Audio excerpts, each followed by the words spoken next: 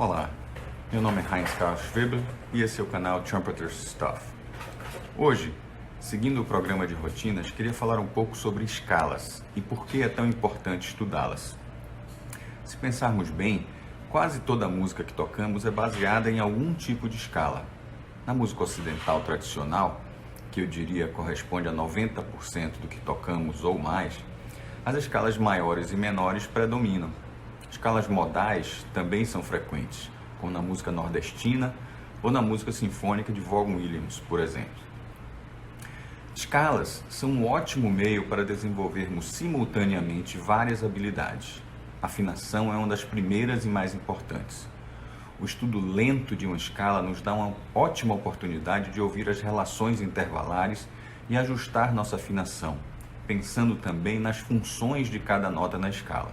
Por exemplo, se estamos estudando escalas maiores, devemos prestar atenção principalmente às terças, que devem ser um pouco mais baixas que numa afinação temperada, como no piano, por exemplo. O inverso é verdadeiro nas escalas menores. Esse tipo de ajuste fino é mais fácil de fazer estudando escalas do que em outros estudos com combinações aleatórias das notas.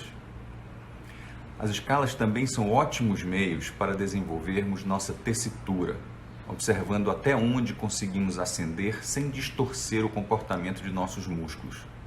O processo de ascensão grau a grau nos permite tentar manter uma memória muscular de quando estamos numa textura confortável para o próximo grau, mais agudo, e assim expandir nossa tessitura gradualmente.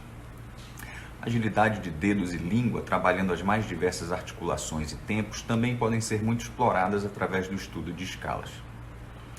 É claro que existem centenas de variações sobre exercícios utilizando escalas.